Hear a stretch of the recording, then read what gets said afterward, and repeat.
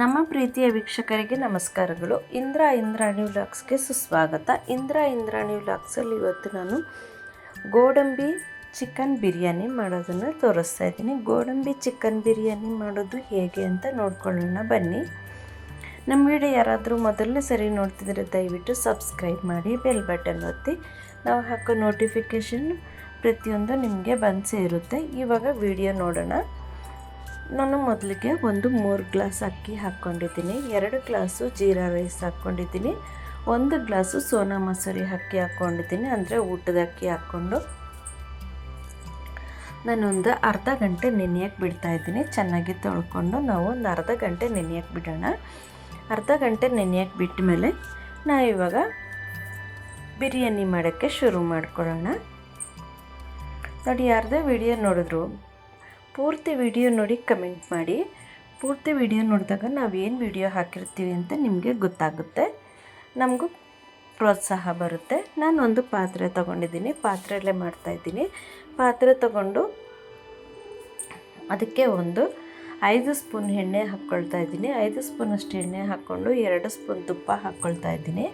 2 spoon ತುಪ್ಪ ಹಾಕಿದ್ದಾದಮೇಲೆ ನಾನಿವಾಗ 35-40ರಷ್ಟು ಗೋಡಂಬಿ ಹಾಕ್ಕೊಂಡಿದ್ದೀನಿ. ಅಂದರೆ 100 ಗ್ರಾಮಿನಷ್ಟು ಗೋಡಂಬಿ ಹಾಕ್ಕೊಂಡಿದ್ದೀನಿ. 100 ಗ್ರಾಮ್ ಗೋಡಂಬಿ ಹಾಕ್ಕೊಂಡು ಲೋ ಫ್ಲೇಮ್ನಲ್ಲಿ 1-2 ಸೆಕೆಂಡ್ ಹುರ್ಕೋಬೇಕಾಗುತ್ತೆ, ಸ್ವಲ್ಪ ಕಲರ್ ಚೇಂಜ್ ಆಗೋವರೆಗೂ.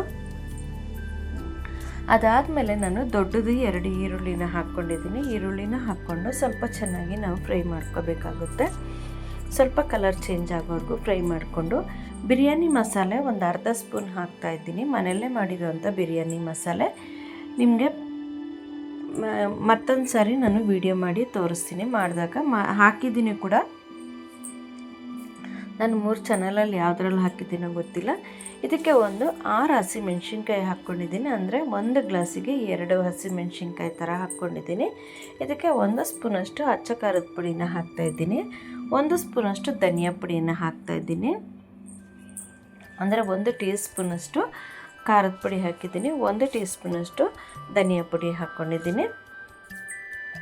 ಅದಾದಮೇಲೆ 2 ಸ್ಪೂನಷ್ಟು ನಾನು ಶುಂಠಿ ಬೆಳ್ಳುಳ್ಳಿ ಪೇಸ್ಟನ್ನು ಹಾಕ್ತಾಯಿದ್ದೀನಿ. ಶುಂಠಿ ಬೆಳ್ಳುಳ್ಳಿ ಪೇಸ್ಟು ಸ್ವಲ್ಪ ಜಾಸ್ತಿ ಇರಬೇಕಾಗುತ್ತೆ, ಹಾಕಿದ್ದೀನಿ. ಇದಕ್ಕೆ ನಾನೊಂದು ಅರ್ಧ ಹಿಡಿಯಷ್ಟು ಪುದೀನ ಹಾಕ್ಕೊಂಡಿದ್ದೀನಿ, ಅರ್ಧ ಹಿಡಿಯಷ್ಟು ಕೊತ್ತಂಬರಿ ಹಾಕಿದ್ದೀನಿ. ಅರ್ಧ ಹಿಡಿಯಷ್ಟು ಪುದೀನ ಕೊತ್ತಂಬರಿ ಹಾಕಿ ಹಸಿ ವಾಸನೆ ಹೋಗೋವರೆಗೂ ಫ್ರೈ ಮಾಡ್ಕೊಳ್ಳೋಣ. ಫ್ರೈ ಮಾಡ್ಕೊಂಡಿದ್ದಾದಮೇಲೆ ಟೊಮೆಟೊ ದೊಡ್ಡದು 1 ಟೊಮೆಟೊ ಹಾಕ್ಕೊಂಡಿದ್ದೀನಿ. ನಾನು ಟೊಮೆಟೊ ಜಾಸ್ತಿ ಹಾಕೋದಿಲ್ಲ ಬಿರಿಯಾನಿಗೆ, ಅದಕ್ಕೆಲ್ಲ ನಾನು ಪಲಾವ್ಗೆ ಬಿರಿಯಾನಿಗೆಲ್ಲ ಟೊಮೆಟೊ ಜಾಸ್ತಿ ಹಾಕೋದಿಲ್ಲ. ಟೊಮೆಟೊ ಸ್ವಲ್ಪ ಹಾಕ್ಕೊಂಡು ನಾವು ಇವಾಗ ಹುರ್ಕೊಳ್ಳೋಣ, ಚೆನ್ನಾಗಿ ಫ್ರೈ ಮಾಡ್ಕೊಳ್ಳೋಣ. ಇದಕ್ಕೆ ಸ್ವಲ್ಪ ಉಪ್ಪು ಹಾಕ್ಕೊಳ್ಳೋಣ. ಟೊಮೆಟೊ ಮೆತ್ತಗಾಗೋದಕ್ಕೆ ಸ್ವಲ್ಪ ಉಪ್ಪು ಹಾಕ್ಕೊಳ್ಳೋಣ. ಹಾಕ್ಕೊಂಡು ನೋಡಿ, ಇವಾಗ ಇದಕ್ಕೆ 1 ಕಪ್ಪಿನಷ್ಟು ಮೊಸರು ಹಾಕ್ಕೊಳ್ತಾ ಇದ್ದೀನಿ. ನಾಲ್ಗೆ ಸ್ವಲ್ಪ ಕಚ್ಕೊಂಬಿಟ್ಟಿದ್ದೀನಿ, ಹಾಗಾಗಿ ನಾಲ್ಗೆ ಸ್ವಲ್ಪ ತಿರುಗ್ತಾ ಇಲ್ಲ, ಕ್ಷಮಿಸಿ. ಏನಾದರೂ ತಪ್ಪಾಗಿದ್ದರೆ ಇವಾಗ ಮೊಸರು ಹಾಕ್ಕೊಂಡು ಸ್ವಲ್ಪ ಚೆನ್ನಾಗಿ ನಾವು ತಿರುಗಿಸ್ಕೊಳ್ಳೋಣ. ನೋಡಿ, ಚೆನ್ನಾಗಿ ಕುದೀತಾ ಇದೆ, ಎಣ್ಣೆ ಬಿಡೋ ತನಕ ಕುದಿಸ್ಕೊಂಡಿದ್ದೀವಿ. ಇದಕ್ಕೆ ನಾನೊಂದು ಅರ್ಧ kg ಚಿಕನ್ ಹಾಕ್ಕೊಂಡಿದ್ದೀನಿ. ನಾನು ಚಿಕ್ಕದಾಗಿ ಕಟ್ ಮಾಡಿ ಹಾಕಿದ್ದೀನಿ. ಚಿಕನ್ನು ನಮಗೆ ಬಾಯಿಗೆ ಸಿಗುತ್ತೆ ಮತ್ತು ಮಸಾಲೆ ಚೆನ್ನಾಗಿ ಹಿಡಿಯುತ್ತೆ ಅಂತೇಳಿ ಒಂದು ಅರ್ಧ kg ಚಿಕನ್ ಹಾಕ್ಕೊಂಡು ಅದಕ್ಕೂ ಸ್ವಲ್ಪ ಉಪ್ಪು ಹಾಕ್ತಾಯಿದ್ದೀನಿ. ನಾವು 2 ಸರಿ ಉಪ್ಪು ಹಾಕಿದ್ದೀವಿ, ನಾವು ನೆನಪಿಟ್ಕೋಬೇಕು. ಟೊಮೆಟೊಗೊಂದು ಸರಿ ಹಾಕಿದ್ದೀವಿ, ಚಿಕನ್ಗೊಂದು ಸರಿ ಹಾಕಿದ್ದೀವಿ. ಅಕ್ಕಿ ಹಾಕಿದಾಗ ನಾವು ನೆನಪಿಟ್ಕೊಂಡು ಉಪ್ಪು ಖಾರ ನೋಡಿ ನಾವು ಉಪ್ಪು ಹಾಕಬೇಕಾಗುತ್ತೆ. ಮುಚ್ಚಿಟ್ಬಿಟ್ಟು 5 ನಿಮಿಷ ನಾವು ಮುಚ್ಚಿಡೋಣ. ಮುಚ್ಚಿಟ್ಬಿಟ್ಟು ಫ್ರೈ ಮಾಡ್ಕೊಳ್ಳೋಣ. ನೋಡಿ, ಎಣ್ಣೆ ಬಿಟ್ಟಿದೆ. ಚಿಕನ್ನು ಅರ್ಧ ಬೆಂದಿರಬೇಕು, ತುಂಬ ಬೇಯಬಾರ್ದು. ತುಂಬ ಬೆಂದ್ಬಿಟ್ರೆ ಚಿಕನ್ನು ಪುಡಿ ಆಗಿಬಿಡುತ್ತೆ. ಹಾಗಾಗಿ ನಾನು ಚಿಕ್ಕ ಪೀಸ್ ಹಾಕಿದ್ದೀನಲ್ವ, 5 ನಿಮಿಷ ಆದರೆ ಸಾಕು. ದೊಡ್ಡ ಪೀಸ್ ಹಾಕಿದ್ರೆ 10 ನಿಮಿಷ ಮುಚ್ಚಿಡ್ಬೋದು. ನಾನು ಇವಾಗ ನೋಡಿ 3 ಗ್ಲಾಸ್ ಅಕ್ಕಿ ಹಾಕಿದ್ದೀನಲ್ವ, 3 ಗ್ಲಾಸ್ಗೆ ನಾನು 4 ಗ್ಲಾಸ್ ನೀರು ಹಾಕ್ತಾಯಿದ್ದೀನಿ. 4 ಗ್ಲಾಸ್ ನೀರು, 4.25 ಗ್ಲಾಸ್ ನೀರು ಹಾಕ್ತಾಯಿದ್ದೀನಿ. 3 ಗ್ಲಾಸ್ಗೆ 4.25 ಗ್ಲಾಸ್ ನೀರು ಹಾಕ್ತಿದ್ದೀನಿ. ಅಂದರೆ 6 ಗ್ಲಾಸ್ ಹಾಕಬೇಕು. ನಾಲ್ಕೂವರೆ ಇಲ್ಲ ಸಾರಿ 5 ಗ್ಲಾಸ್ ನೀರು ಹಾಕ್ತಾಯಿದ್ದೀನಿ. 1 ಗ್ಲಾಸ್ ನೀರು ಕಡಿಮೆ ಹಾಕ್ತಾಯಿದ್ದೀನಿ. 1 ಗ್ಲಾಸ್ ನೀರು ಕಡಿಮೆ ಹಾಕ್ತಾಯಿದ್ದೀನಿ, ಯಾಕಂದರೆ ಜೀರಾ ರೈಸ್ ಹಾಕಿದ್ದೀನಲ್ವ, ಹಾಗಾಗಿ ನಾವು ಬಾಸುಮತಿ ಬರೀ ಅನ್ನಕ್ಕೆ ಹಾಕಿ ಮಾಮೂಲಿ ಅಕ್ಕಿ ಹಾಕಿದಾಗ ನಾವು ಒಂದು ಅರ್ಧ ಗ್ಲಾಸ್ ಕಮ್ಮಿ ಇಡ್ಬೋದು, ಪಾತ್ರೆಯಲ್ಲಿ ಮಾಡ್ತಿರೋದ್ರಿಂದ. ಅಕ್ಕಿನಲ್ಲಿ ನಾವು ನೀರು ಆಲ್ರೆಡಿ ನಾವು ಸ್ವಲ್ಪ ಜಾಸ್ತಿನೇ ಹಾಕಿದ್ದೀವಲ್ಲ, ಅಕ್ಕಿಲಿ ಒಂಚೂರು ನೀರಿಲ್ದಂಗೆ ನಾವು ಸೋಸ್ಕೊಂಡು ಹಾಕ್ಕೋಬೇಕಾಗುತ್ತೆ. ಅಕ್ಕಿಲಿ ನೀರು ನಮ್ಗೆ ಸೇರಿದಾಗ ಸ್ವಲ್ಪ ಜಾಸ್ತಿ ಆಗಿಬಿಡುತ್ತೆ. ಅದಕ್ಕೋಸ್ಕರ ನೋಡಿ ತಿರುಗಿಸ್ಬಿಟ್ಟು ನಾವು ಇವಾಗ ಉಪ್ಪು ಖಾರನ ನಾವು ಇವಾಗ ಸರಿಯಾಗಿ ನೋಡ್ಕೋಬೇಕಾಗುತ್ತೆ. ಯಾಕೆಂದರೆ ನಾವು ಟೊಮೆಟೊಲ್ಲಿ ಉಪ್ಪು ಹಾಕಿದ್ದೀವಿ, ಚಿಕನ್ಗೆ ಉಪ್ಪು ಹಾಕಿದ್ದೀವಿ. ಅದಕ್ಕೆ ಜಾಸ್ತಿ ಹಾಕಿಬಿಟ್ರೆ ನಮಗೆ ಚಿಕನ್ಗೆ ಉಪ್ಪು ಜಾಸ್ತಿ ಹಿಡಿದ್ಬಿಡುತ್ತೆ. ಹಾಗಾಗಿ ಇವಾಗ ನೋಡಿ ಸ್ವಲ್ಪ ಕೊತ್ತಂಬರಿ ಹಾಕ್ತಾಯಿದ್ದೀನಿ, ಹಸಿ ಕೊತ್ತಂಬರಿ ಸ್ವಲ್ಪ ಹಾಕಿದ್ದೀನಿ. ಹಾಕಿ ತಿರುಗಿಸ್ಕೊಂಡು ನೋಡಿಕೊಂಡು ಇವಾಗ ನೋಡಿ ನಾವು ಇವಾಗ ಅರ್ಧ ಬೆಂದಿದೆ. ಅರ್ಧ ಬೆಂದಾದಮೇಲೆ ನೋಡಿ ನಾವು ತಿರುಗಿಸ್ಕೊಳ್ಳೋಣ. ಮತ್ತು ಮಧ್ಯೆ ತುಂಬ ಜಾಸ್ತಿ ತಿರುಗಿಸ್ಕೋಬಾರ್ದು, ಅನ್ನ ಎಲ್ಲ ಒಡ್ಕೊಂಬಿಡುತ್ತೆ. ಹಾಗಾಗಿ ನೋಡಿ ಇವಾಗ ತಿರುಗಿಸ್ಕೊಂಡು ಮುಚ್ಚೋಣ. ಉಪ್ಪು ನನಗೆ ಸರಿಯಾಗಿದೆ, ಹಾಗಾಗಿ ಉಪ್ಪು ಹಾಕಿಲ್ಲ ನಾನು. ಇವಾಗ ನಾವು ಪಕ್ಕಕ್ಕಿಟ್ಟು ಮತ್ತು ಒಂದು ಹೆಂಚಿಟ್ಕೊಳ್ಳೋಣ. ಹೆಂಚಿಡೋದು ಏನಕ್ಕೆ ಅಂತಂದರೆ ಇದು ನಮಗೆ ಪಾತ್ರೆ ಸಿಯೋದಿಲ್ಲ. ಯಾಕಂದರೆ ಗ್ಯಾಸು ನಮಗೆ ಸೆಂಟ್ರಲ್ ಉರಿ ಬರುತ್ತೆ, ಸೈಡಲ್ಲಿ ಉರಿ ಬರೋದಿಲ್ಲ.